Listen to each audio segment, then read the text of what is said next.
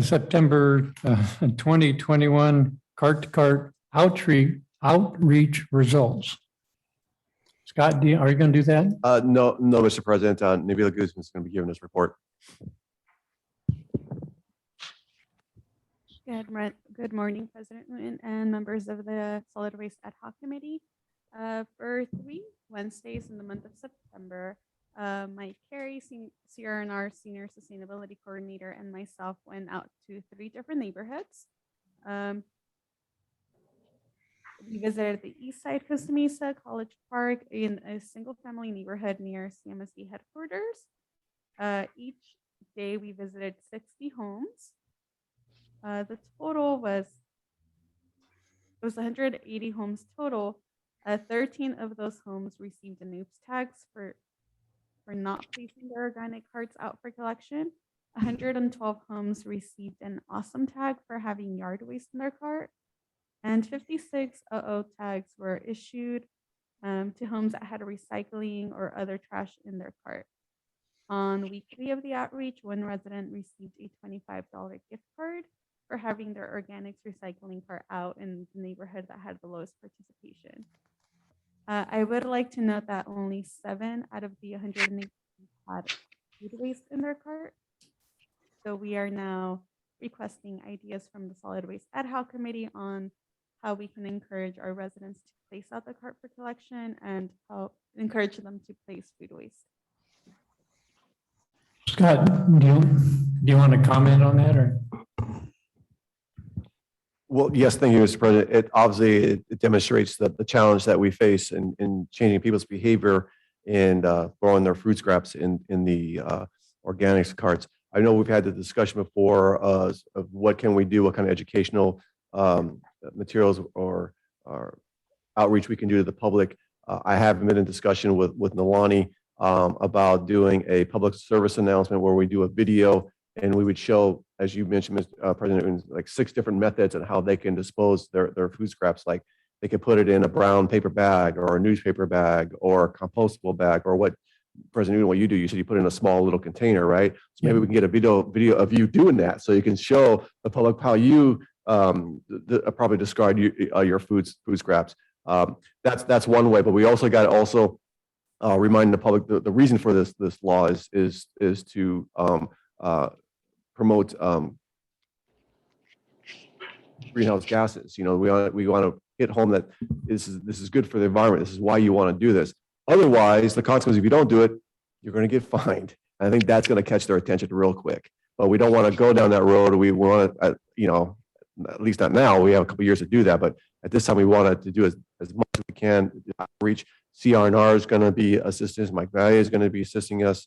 Hopefully, we can move the needles here in 2022. But we'll have to wait and see. Yeah, Nabila, you were on the crew that went out and did this. Yes, it was Mike Carey and myself. If you look in the green waste cart, my green waste cart is normally full. So did you dig down in the cart to see if there were food scraps in the cart? No, we just lifted the lid. Yeah. And for the most part, most residents have made comments that it's a yuck factor. So they do typically would place their food waste on top. That's the last thing they put out in the cart. Yes, I wait until there's green waste in there before I dump the little containers. I think that's an extraordinary pilot project. I think that there was quite a bit of success, and we have not really begun the education programs that we'll do and ramp up, with the school district, the city, sanitary district, and so on, over the next 2 years. So I think there was some success in the program, that some people were doing it. When you found a person that wasn't doing it, I read the report. I don't have it in front of me. Did you notify them that you put door hangers on, or? Right. So after lifting the lid, we left feedbacks. So awesome job for putting green waste. This is what else you can place in your cart, and it has illustration of food items and a list of food products that can go in there. If they didn't have, Awesome. if they had their organic parts out, but they had trash, we left them a notice that said, "Good job, but these items don't belong in there. This is what we noticed." This is what we put on there if they said awesome job. So we said that if they did a great job, this is what they got on their cart. Good. And it's a good job. And then just a friendly reminder of what can go in the cart. The moment, Oops, or uh, go oops. So here's the oops tag is, we noticed trash in your container. Yeah, And it has space where Mike would mark off what we noticed. So general trash, recycling, or sometimes plastic bags with food in them doesn't go in the plastic container. So just, again, friendly feedback of what they're doing wrong. And then the last one is, we noticed that you're not using your organics cart. you mean because one wasn't present at the curb? Yes, and Mike, Carrie, and I wouldn't see on the curb, but we would see it on the side of their house. So we know they have one, they're just not putting it out. Yeah, some of them, when we originally put the carts out, some of them put them out on the street and, CRNR took them away. I don't know what percentage that was, but the one thing that came up in the liaison committee meeting this morning was there's still a lot of confusion about what is to be recycled and what is not. And I think this is a great start. But the question was, is a pizza box that has a little pizza on, some organic material on it, should that be in there or not? No, so it's only for food waste. So only the pizza would go in there. The cardboard is a contaminant. The food can only go in there in a brown paper bag or a compostable bag. Anything else in the container, in a cardboard box, that would be a contaminant, and it won't be recycled. Okay. Any other? Yeah, a couple quick things. The pen won't right now. So the study you did in September, the 3 different dates, can you tell me which neighborhoods you did on each date? Then I'll give you my opinion as to why I think it's. On September 15th, we visited Eastside Costa Mesa, so near, it's Virginia Place, so near Santa Ana Heights. Okay. On September 22nd, we visited College Park. Okay. And on the 29th, we visited, I don't know what the neighborhood would be Is called. it right but over here? it's Right. Manistee Drive in that area over there? Okay. It kind of goes in the big loop. Yeah. Yeah. I think you picked 3 really good cross examples. I think in my impression or my opinion, I guess, is the ones that have more of the awesome tags, those are more family communities with younger people, with kids. Okay. This neighborhood over here, and I can't remember what it's called, but it's probably more of a established senior, older people. And it was like we were talking this morning at the liaison meeting. If you want to get the outreach, if you want to reach people and teach them what to put in these carts, you're going to have to do it through the kids. It's really, I mean, we saw that with phone books. We saw that with battery recycling. The kids understand this stuff. My grandkids can do this a heck of a lot better than I can.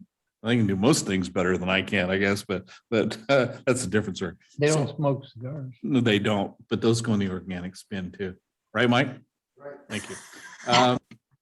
So I think as we talk about outreach and how we're going to affect this mindset change or this cultural change, we're going to have to do something in conjunction with the school district, with the recreation, all those things where there's a lot of kids involved. I know, for example, back in the 60s, my father worked for Mesa Water or whatever Costa Mesa County Water District, whatever it was. His job was public relations, and they wanted to get out ideas on water conservation and the water project and all the things that were happening. He went around and spoke at all the schools, 4th grade, 3rd grade, whatever. And I think we're almost going to be looking or need to look at a program where we do programs at the various schools. Kids love to go to school assemblies, gets them out of the classroom, and maybe we start looking at some of that through Trepepi and see if they can help us with that. Just an idea. I think this is a great opportunity for a collaboration between us, the city, and the school district. Yes. Because as you mentioned at the liaison committee meeting, and Mike Baye mentioned it at the meeting, is that the city is responsible for monitoring the school district's efforts. So here's an opportunity where maybe we could all the three of us get together, where we can develop some programs, where the school can develop an organic recycling program on the property. We could also then provide some kind of program for the students to take home, right? Because one of the trustees said that's the best way parents learn, is that they're actually schooled by their own children, right? So there's an opportunity, I think, for this collaboration. So Yes. let me, I think after today, I can meet with Nabila and then maybe Nabila, Mike Baye, Mike Carey, myself, and city officials. We can meet together and Good. um, Yeah, I think come up that's with what a we're pretty going to good have plan. I to think we do. come up with a pretty good plan, and maybe it could be a model for other agencies. Yeah, I agree. One of the other things I was going to touch on is we have something going on in the parking lot, Scott? Oh yeah, there was someone on. Okay. Oh, no worries.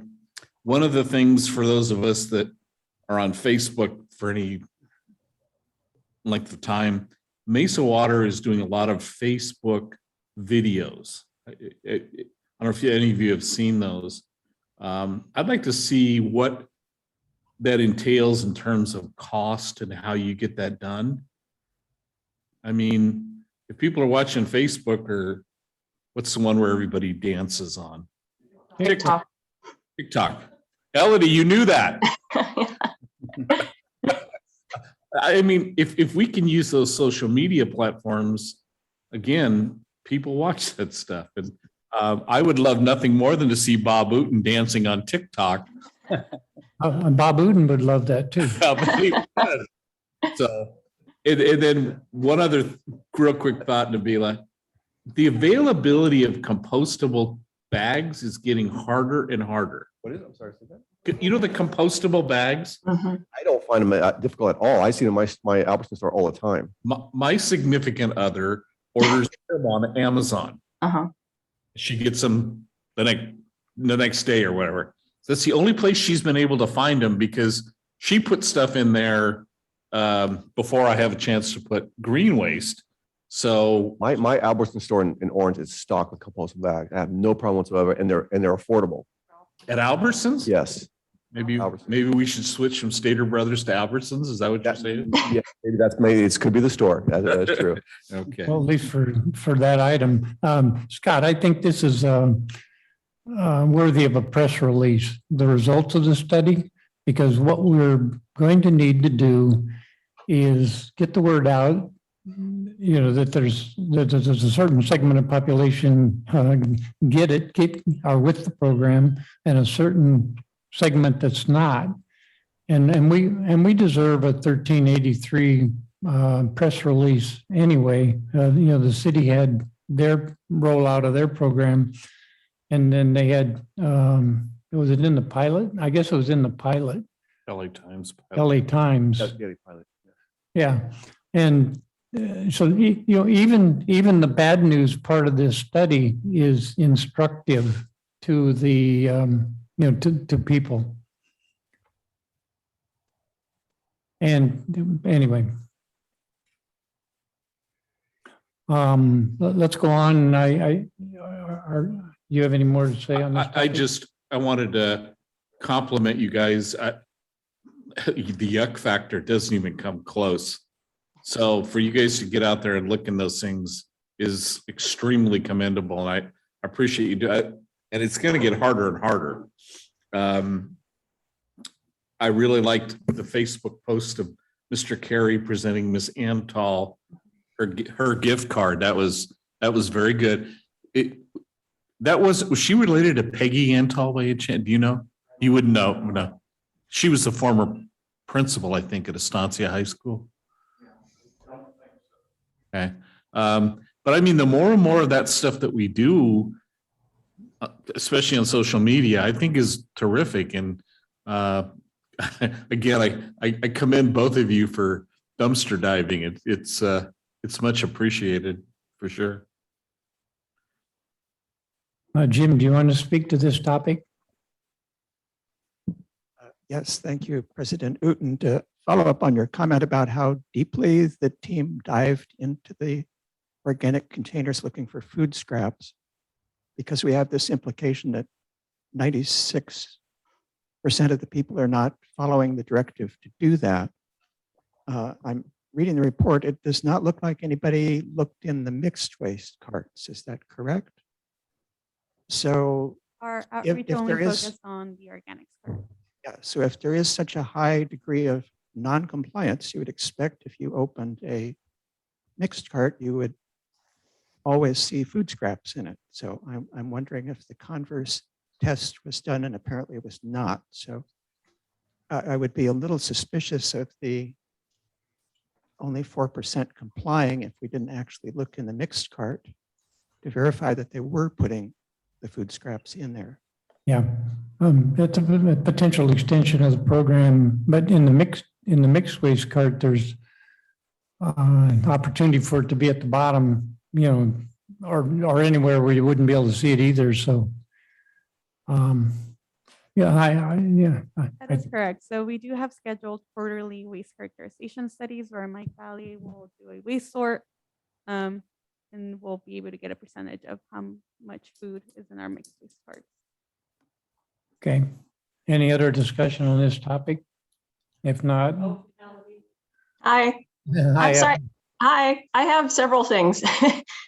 I have a few questions and then I have some suggestions for outreach. Can you hear me okay? Yeah. Okay. Well, first I want to say, I think it's a great idea. I know we had talked about putting these on the waste containers and I thought the graphics look great. I really appreciate that if someone's already using their green waste bin for yard waste, that it's very encouraging that, oh, you can also use food waste. And I thought the language was very encouraging and very informative and trying to get people to go along with it in a fun educational way. So I wanted to commend everyone for coming up with that. I think the idea to run this through June 2022 is a great idea also to get as much data as possible. I know I can appreciate when I put my food waste in, I usually try to put a layer of leaves over it just for that yuck factor to try to reduce the smell. So, and like Mr. Mosier was saying, I realize there's some limitations with being able to dig through the trash and really figure out if there's food scraps in there. But I still think it's a good idea to do this and still try to educate people in this direct manner. I was wondering if there's a plan for how to get all the various neighborhoods to get as much representative data as possible, and if there's any plan to return to previous homes or neighborhoods to see if there's any improvement over time. I was wondering if the card is provided in English and Spanish. And I was wondering if there's a card for if someone puts yard and like Mr. Mosier was saying, food waste in their regular mixed waste container. As far as outreach, to what Bob and Mike were talking about, I think that's spot on with the schools. I was also thinking, I know we haven't had the chance to do the compost giveaways last 2 years, but I remember they were very popular.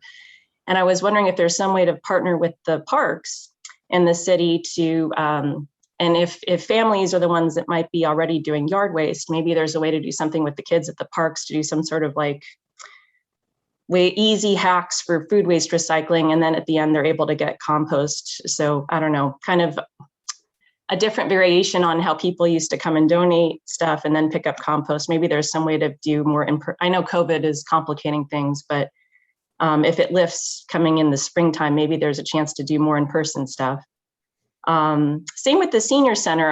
A bit ago at the CAC, CAC member Judy Gilo had mentioned maybe there's some opportunity to work with the senior center in Costa Mesa. So I wanted to throw that out there too, for some sort of in-person seminar maybe. I think we definitely should announce in the newsletter that you're doing the audits, because I think sometimes knowing that someone is watching might change their behavior. Not to do it in a punitive, mean way, but sometimes knowing you're being watched might improve the behavior. I was wondering if we could partner again with Mesa Water to include some sort of literature in their bills, maybe to complement the press release or try to get additional outreach out there.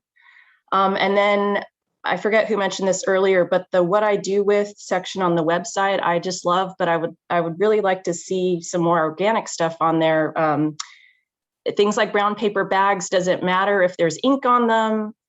Is it like plastic where there's different numbers and you can only put certain brown paper bags in your organics bin? Newspaper, palm fronds can't go in the organics bin. They have to go in mixed waste, which is kind of confusing because it's a plant. So just, and compostable containers, I know a lot of them can go in, but I was watching a special on Nova and I guess some of them have actually a plastic residue to protect the food so it doesn't disintegrate the container.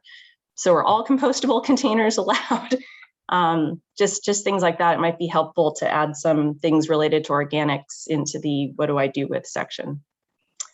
And that is my mouthful. Thank you for listening. I'm sorry, I can't see the meeting. It's just us on Zoom. So I'm sorry, I can't see everyone's reactions to everything. They were Okay. great. They were great comments, Ellie. Oh, good. Okay. Right on point.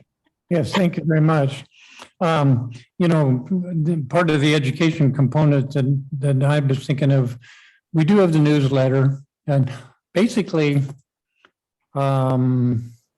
there's this old saying that someone has to see the information 3 times before it registers. Maybe that's just seniors, but anyway, the more we get this out, you know, we have a quarterly newsletter. Mesa does have those water bills. CNR trash truck drivers, I think, you know, can be a big assist in this, especially when the carts have green waste, you know, when the mixed waste carts have green waste in them. I don't know how we can interact with that.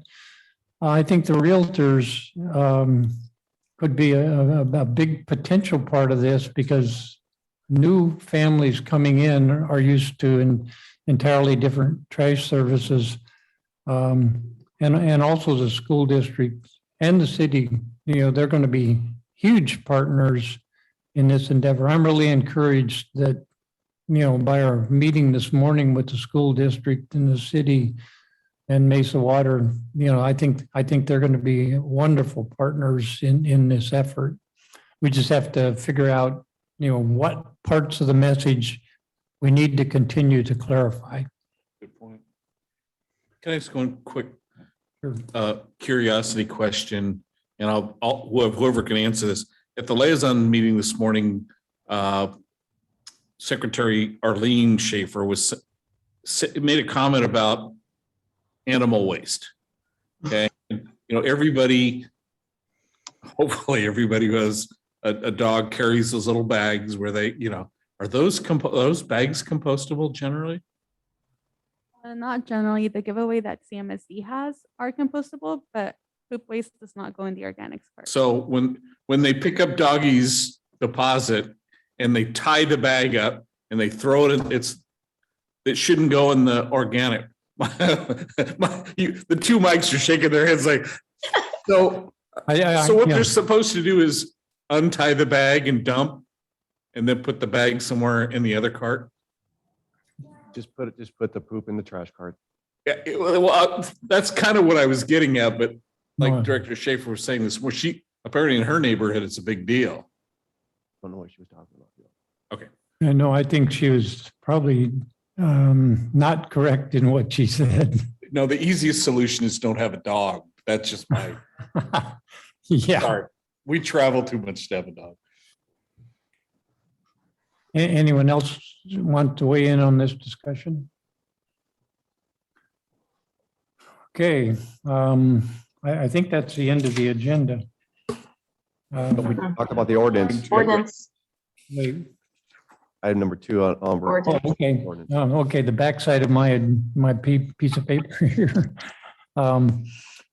Item number 2 is review and discuss proposed ordinance to implement requirements of Senate Bill 1383. I remember reading this now. Mandatory organic waste disposal reduction. Alan, are you going to lead this? I'm or- gonna take this, Mr. President. And so, first off, I just wanted to clarify, what's stated in the staff report. In the staff report, it does says that, while SB 1303 does not apply to special districts, that's not accurate. SB 1303 does apply to special, I'm sorry, while the main burden of the compliance are definitely on cities and counties, the law does apply to special districts. Special districts are specifically called out on regulations 18982, subsection A36. So district council wanted me to make sure that you're aware of that. So that was just a little minor misunderstanding on my part, putting that in the staff report. So we are held responsible under the law, the new law. The very first step we must do is adopt an ordinance. And with Mike Baez's assistance, before you attached is a draft ordinance that would comply with SB 1383. Mike's here to answer any questions you may have. We're looking here for some feedback from the ad hoc committee. After that, we will give it to district council, who has not had a chance to officially review it and make comments. But we want to get your comments first tonight, and then we'll send it off to Alan Burns for his review. So happy to answer any questions you may have. Are you going to bring it up? Can you share that document? Yes, we'll bring it up. Yeah, there's a specific page. So basically, this is changing the Costa Mesa sanitary districts ordinances. It's a revision to, Yeah. yes, it's a revision to our operations code. It's what it is. It's a revision. And sometime in the future, we have to address CRNR's contract. Yes. That's not this item. You know, back to your comment about, and I appreciate what you. I'm sorry, Oh. Vice President Chair. Alan, Ellie, can you see on the screen? The Yes. ordinance? Okay. Yes, thank you. My comment was going to be, regardless of whether this applies to special districts or not, I think it's really evident and really obvious that if we don't take the lead on this, the city is going to misstep, or they're going to not do what they're supposed to do. I think even the city officials are looking at us to give them direction. Mike, you're there with them all the time. You know, it's not as important to them as it is to us, and it should be as important. But I think we need to at least provide an example and give them direction on where we think they should go.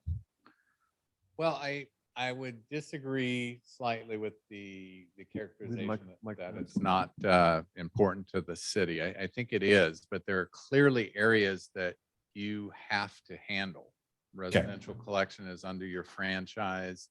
So the law requires an enforceable mechanism. And again, you mentioned CRNR's contract. What you're basically doing is delegating some SB 1383 responsibility to them. You have to have an enforceable mechanism upon them to make sure they're doing what you're supposed to do. So it's, like I said earlier this morning, it's very specific. And the first step is to lay down clearly, here's our authority over our customers in the district. Here's what they have to do. And again, it's directed by the state. So that's really what's in the document. You obviously you said that much better than I did.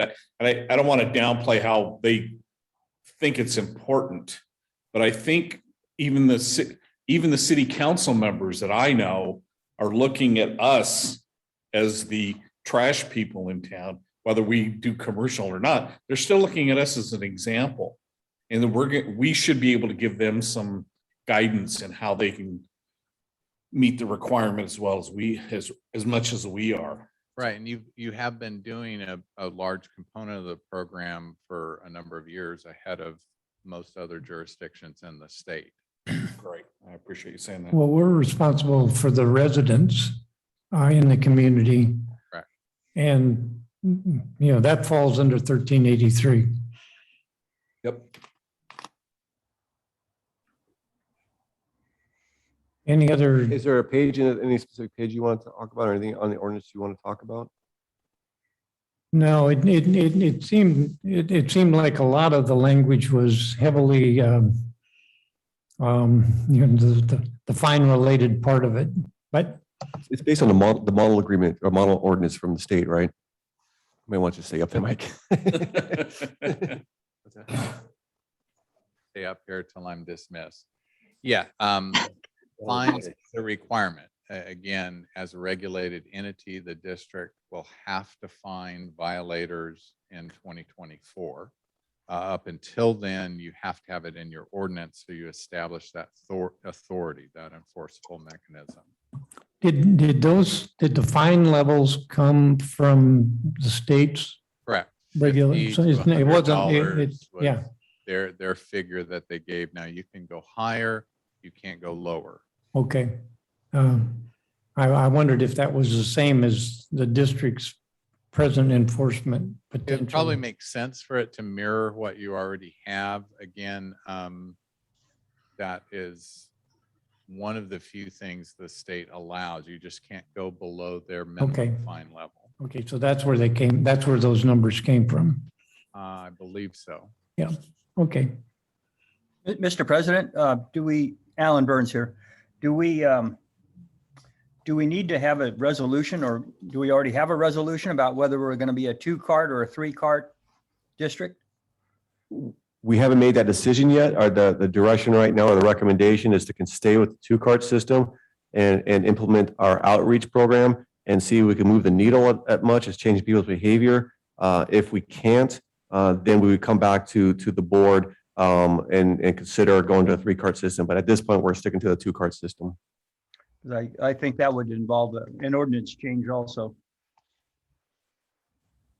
Well, we could always come back. The thing was, we could always come back and amend the ordinance again if we're going to a 3-cart system. Okay. Can we s- Tagging on to what Alan just asked, did Cal Recycle advise if we can keep the 2-cart system and still be compliant? Yes, we can keep the 2-cart system. The key is though, we have to, and Mike can correct me if I'm wrong, but we have to demonstrate that our materials is going to a high diversion facility.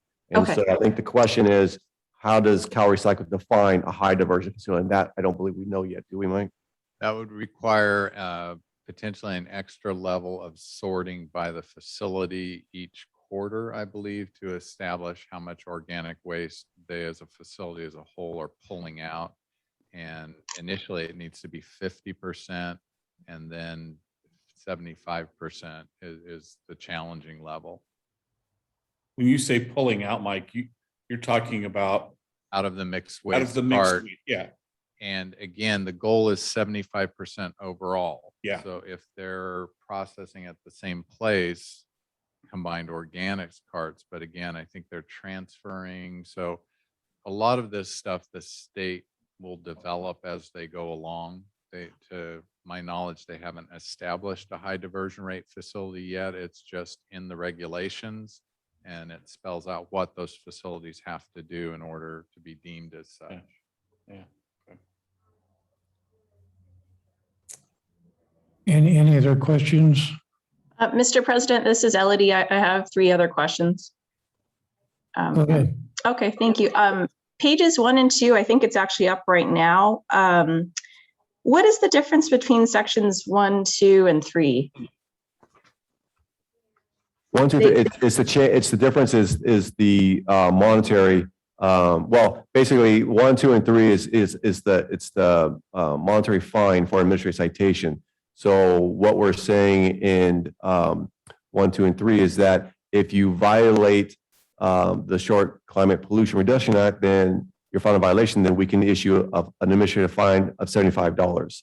On section 2, if you're found violating the code for a second time, then it'll be $150.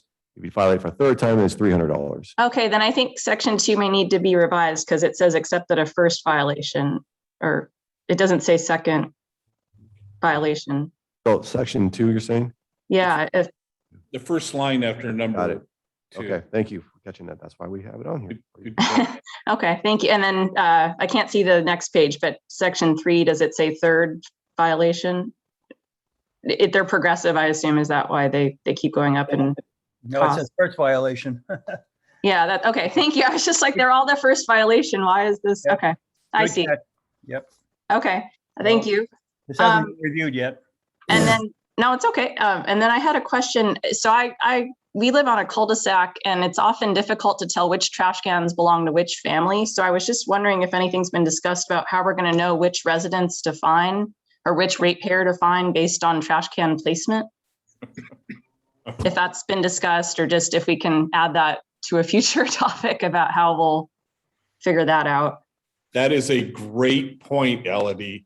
I don't live on a cul-de-sac, but same thing. I mean, there are neighbors that are, some neighbors like to put their bins closer to the other neighbors so they can park their car, and Yes.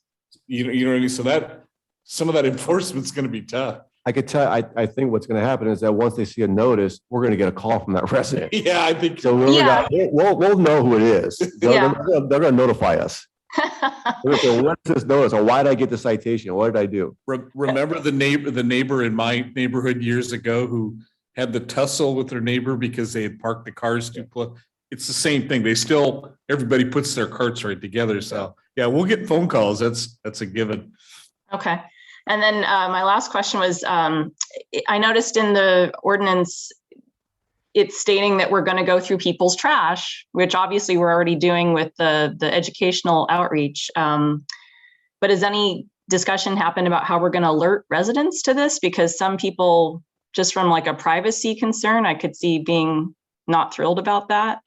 Well, once the cart is out on the public property, it's no longer private. Okay, so it is now a property of the district or the CRNR. So that privacy, and Ellen can chime in if I'm wrong or not, but once it's out on the curb, it's no longer private. So we have the right to go into that cart and observe it. You were absolutely correct, I believe. I just meant more from like a public perception. Is that going to be part of the press release, or how, just so people know that there might be regular searching of auditing of their cart? Yes. People aren't expecting that right now. Yes, good point. And we will make the public aware of that. We will be lifting carts and inspecting, because that's part of the monitoring, the monitoring requirement of the law, that we have to monitor for contaminations. And what the other way is lifting lids. Yeah, I definitely think explaining that this is part of a state regulation and not the the sanitary district is just deciding to do. Yes, thank you. Yeah, Those are all good points. thank you. Well, to go along with that, when we do the press release, we should note that, we're potentially at a date certain, we're going to end up doing these inspections, and that can result in the ordinance change levels and people being fined. We need to begin to alert the residents, to begin to work on their behavior. And it's going to be a long, slow process, and it's going to have to be in their faces a lot. And so that press release, can begin to alert them in, different venues. This is all doable, but the behavior change won't occur unless each resident has it in front of them multiple times. Anyway. Or they get a fine or a second fine. Yeah, and we don't want to get to that level. We want compliance it's going to cost us more if a certain percentage, we have to go out and do all those audits. Anyway. Jim, did you want to speak to this topic?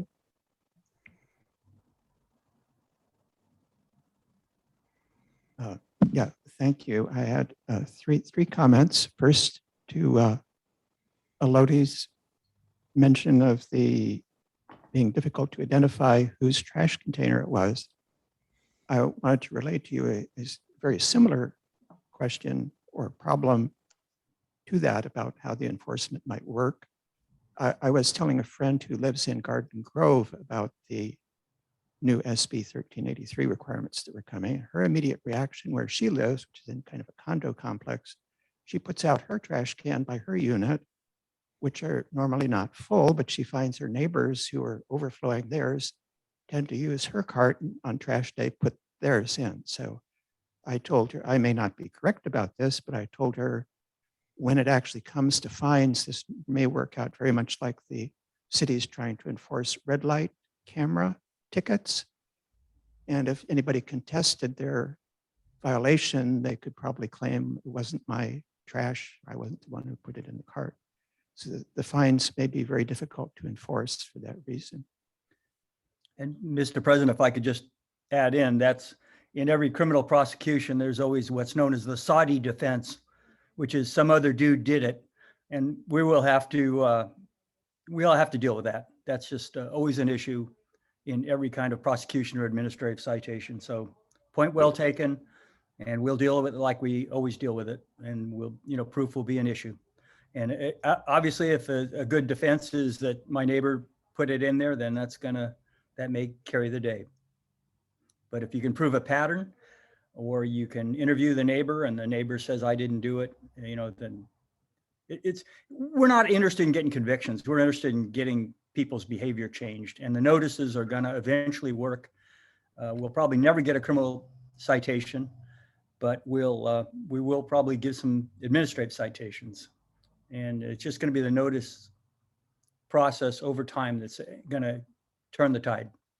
The neighbor might say, and Jim, this is, the neighbor might say, I didn't put that stuff in there. Well, why does the junk mail have your name and address? Now, there's going to be all kinds of crossover on that. So Yeah, and well in her case, she didn't know who was filling her cart. She just would go out later in the day and find her empty cart was suddenly full.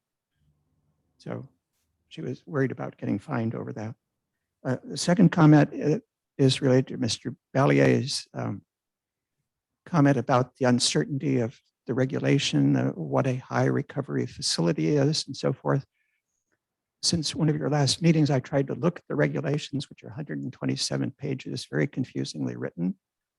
And I noticed that disturbingly, actually the state allows a one cart system, provided it goes to a facility that recovers 75%. And they seem to be applying that same regulation to the two cart system that they allow. And it doesn't make a whole lot of sense to me, because if most of the organic is not in the mixed cart, why would it have to be 75% recovery from that? So the regulation is very mysteriously written. And to me, it seems miswritten. And then as to things being miswritten, I mistakenly thought on the agenda that this was just a copy of the Costa Mesa ordinance. So I looking through it during the meeting, and I noticed on page 6, definition AA, prohibited container contaminants, is referring to the district having a blue, a brown, and a green container. But what a blue container is nowhere defined in there, and that would be a 3-cart system. So that paragraph seems to be inconsistent with the plan, and hope that you can stay with a 2-cart system. So that paragraph probably needs some revision. Yeah, thank you, Mr. Mosier. We'll have to remove that word blue out there, because we did originally have some definition of blue containers, and we removed it because we don't have the 3-cart system. And I said, until the board gives us direction, then we'll put it back in. But good catch. Thank you. We'll remove that word from the ordinance. Well, also, I think we're not talking about carts. We may just be talking about lids. Yes, lids. Yes, true. And that leads into one clarification point. Again, this might be something in the agreement modification with CR&R to help identify whose container it is. You're going to have to put special colored lids, make sure they all align, and also signage, stickers on the container that show what goes in there. And you could have some type of serial number associated with that process. So then when you cited that container, that would call up exactly whose container it is. So it's not, oh, that wasn't my container. Now, it won't prevent somebody from throwing something at somebody else's container. And the law does require that you have an anonymous tip line. So there's 2 ways where neighborly disputes may rope you in under SB 1383. So nothing that can be done about that yet. We have to have an anonymous tip line. Yes. so people can inform you of somebody who's not properly separating their organic waste, and you can't require them to disclose who's lodging the complaint. It specifically has to be anonymous. So you have a couple anonymous situations that may pop up, but if you can't put a serial number on the sticker or on the bin lid, that will at least help you determine whose container is the issue. Oh, boy. Yeah. I have a quick follow-up to that, because in on my street, I put out my cans and the neighbors keep taking my cans into theirs and leaving me with their stinky one. Yeah. So are we allowed to like spray paint them or do something to clarify that this is my can? No, Yeah, yes, yeah, you can't spray paint. well, you can. I mean, just to write like, a number or, Yes. not to Yeah. graffiti, but are we allowed to mark our container in some way so that the neighbors will know, oh, that's not mine, and not take Yes, offense? you're allowed to do that. Okay, thank you. I'm sorry. Yeah, I think you need to move to a different neighborhood, Elodie. I mean, you get trash bandits in your neighborhood. Well, and to Mr. Mosher's point, I mean, people do that. The trash, the CNR will come through, and then someone will come by on a walk and dump stuff, their food or lunch, I don't know, in my trash can. So you'll have an empty trash can, and then suddenly there's new stuff in it that you didn't put in there. So I live on a corner and right down the street from a park, and there are a lot of dog walkers in my neighborhood. And I don't open my trash can to see but I do get a lot of dog waste, yeah. just because I'm on the corner, and they usually put it in the mixed waste. They don't put it in the organics cart. I guess that's good. That's why I brought that up earlier, because I see these people. We can add that to the what do I do with on the website. I think, doesn't the city put out, I'm sorry to beat this dead horse, but now that I'm on the horse, I'm going to do it anyway. Doesn't the city provide waste bags at like parks and different They places? have in the past. Are they not I doing don't know if that? they do that now. We need to tell them to make recyclable bag, organic bags, okay? Well, what we need to do is have them put trash cans close to the exits in the parks. I think they do. Elodie, at least you're old enough to buy cans of spray paint. Yes, that's true. Give fair point. Mr. President, just as a follow-up to that, I agree with all of those stories about people, switching containers and other gardeners putting their stuff in your green waste container. So all of that's going to be a factor we have to think through. But our current ordinance does say containers are owned by the district's franchisee, and it's unlawful to deface the containers. It's unlawful to mark the containers, and Right. each container has a registration number on it and is assigned to a resident. So we'll have to work through that. I don't think anybody would complain if we put our name on it and, Scotch taped it or something on there, but spray painting your name on there or your residence number, we'll probably have to change our ordinance for that. Thank you. Yeah, that's why I thought I remembered something to that effect. That's kind of why I was asking. Okay, thank you. Sure. Did you all just catch how Alan dated himself? Uh-oh. No. He said Scotch tape. Oh, I guess that's true. Yeah. Sorry. Yeah, those containers are very hard to put decals and various things on. We've gone through that with CRNR in the past and, hoping that they would come up with a description of what should be in those containers. And I don't think CRNR thought putting the decals on could even be done. The lids might, the lids can be changed and have a The description lids on can it. have embossed on them or imprinted the acceptable materials. So it Yeah. doesn't have to be a sticker, although it can be. Yeah, But the lids have to be in the prescribed color scheme, and there needs to be instructions on what goes in that container. That's part of the law? Yeah. yeah. Okay. I mean, I'm really happy with the stickers that we provided when we rolled out the organics carts. I think Yeah. they're extremely easy to understand. So that would meet the law then, those stickers? Are we okay with that? Yeah, as long as it shows what are the acceptable materials, because the big catchword with the state now is prohibited container contaminants. So it's not that a specific material is a problem, it's what's acceptable in that container. And if that material isn't one of the listed ones and it's prohibited container contaminant, that's what you can be Okay. fined for placing. Okay. Wow. Well, Mike, you might know this. Will we have to be changing all the lids on the mixed waste carts to, yeah, Black or gray is universal now for trash, and I think your containers are black, so those are fine. Green or brown for organics. So you have green or brown now. So then they would just need to deal with the prohibited container contaminant.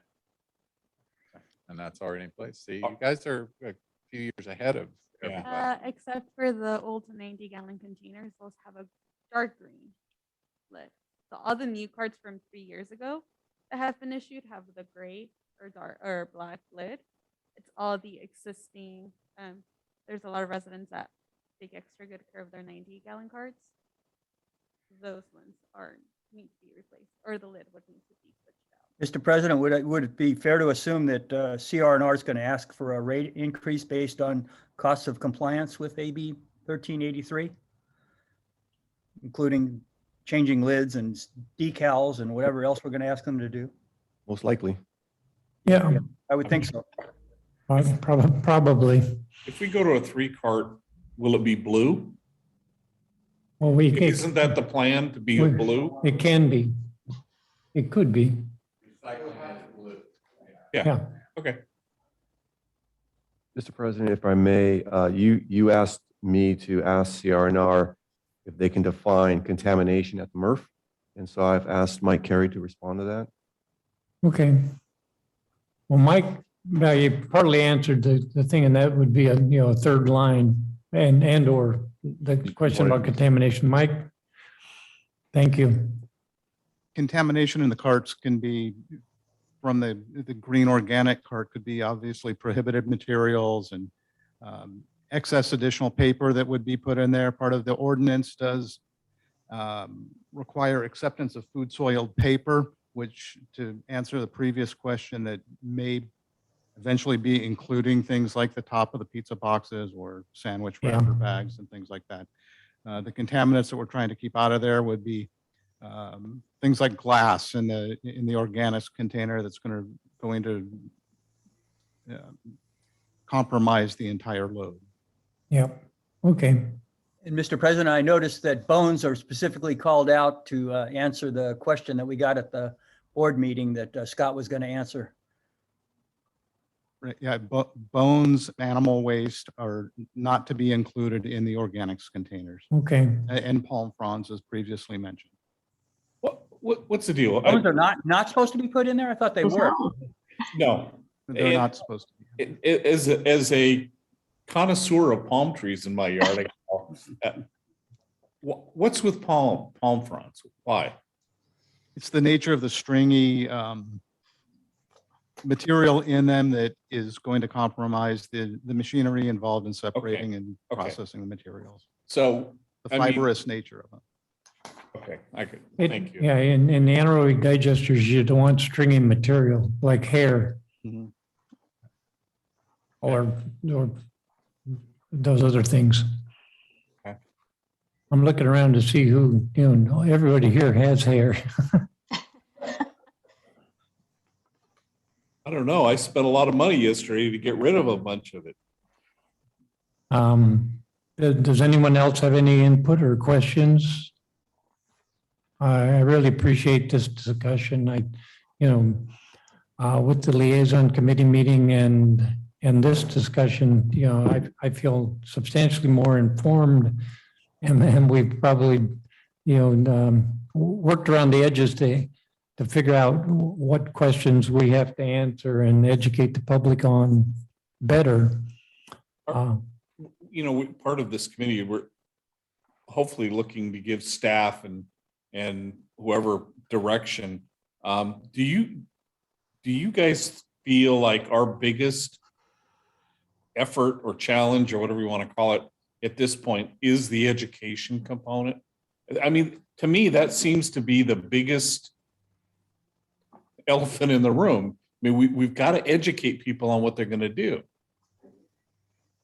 Education and changing the behavior, Mhm. changing their behavior. Education to change their behavior. Yeah, I appreciate that. I think that's what we need to do. And, you know, I think we'll get substantial compliance if we do the proper education processes. Oh, I mean, and like Mike was saying, I think we're several years ahead in the process. By going to the organic system that we did, we've already experienced the ability to change behavior to get people to comply with that. I think overall, we've been, along with CRNR, we've been really successful in getting people to think about that. So I'm going to start putting my palm fronds in the other cart now. I promise. But other than that, I mean, I really do think we're way ahead of the game compared to most other jurisdictions. Or what was the term you used this morning about local agencies, or what did you call all of us? Special districts? Local entities. Okay, that's the term. Okay, that's pretty broad, so I appreciate that. Yeah. Okay. And Mr. President, if I could just complete that discussion, in our draft ordinance, we do say food scraps includes bones. So if they were not meant to be in food scraps, then we need to take that out. But as it exists right now, bones are food scraps. So is that a correction that we need to make to the ordinance? It seems right to me, but if somebody that knows more about how this came about can tell me the bones weren't meant to be in the organics, then we need to fix it. Otherwise, it seems like it's the right place to me.